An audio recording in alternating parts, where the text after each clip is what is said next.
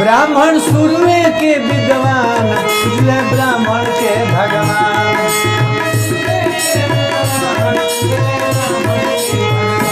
ब्राह्मण शुरुए के विद्वान पूजले ब्राह्मण के भगवान।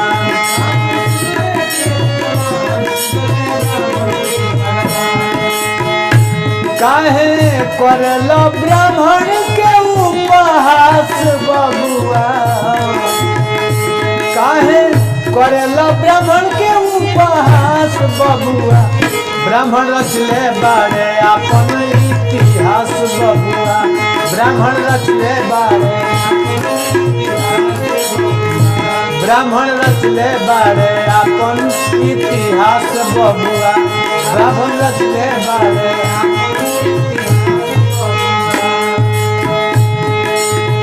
ब्राह्मण रखले बारे सनातन धर्म के, सनातन धर्म के,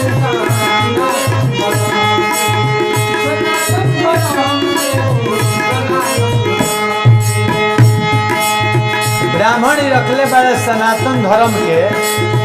ब्राह्मण जाने वेद पुराण के मरम के, पुराण के मरम के।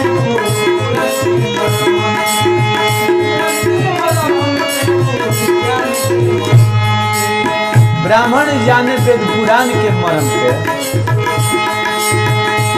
ब्राह्मण बारे जग में ज्ञान के प्रकाश बबुआ, ब्राह्मण बारे जग में ज्ञान के प्रकाश बबुआ। ब्राह्मण रचले बारे अपन इतिहास बबुआ,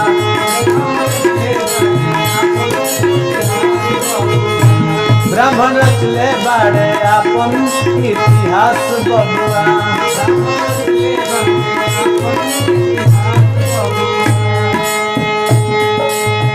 ब्राह्मण करावे पूजा पाठ और भक्ति, पूजा पाठ भक्ति,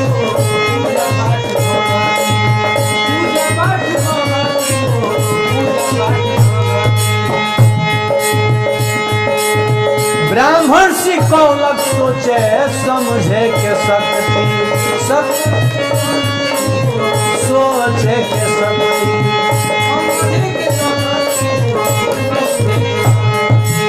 ब्राह्मण करावे पूजा पाठ और भक्ति, अब ब्राह्मणे बतौलक सोचे समझे के शक्ति।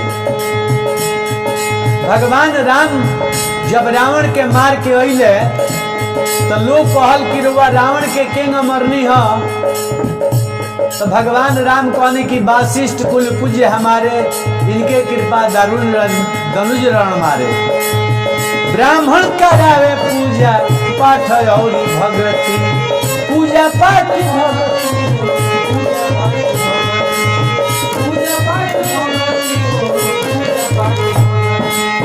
ब्राह्मण सिखौलक सोचे समझे के शक्ति, समझे के शक्ति।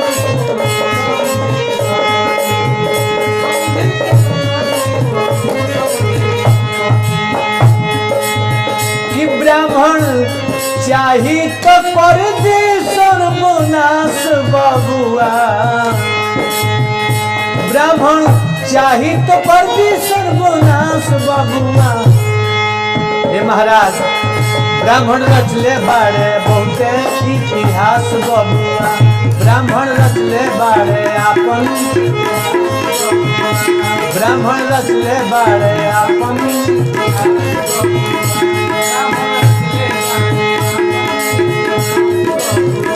ब्राह्मण शुरुए के विद्वान पूजले ब्राह्मण के भगवान।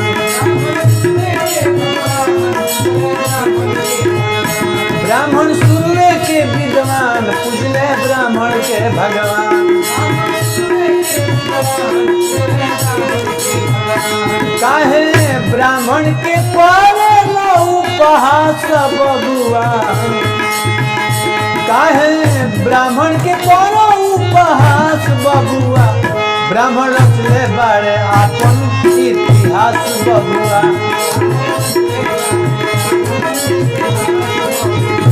ब्राह्मण रचले बारे अपन इतिहास बबुआ। बाभन रचले बारे अपन इतिहास बबुआ, बाभन रचले बारे अपन तिहार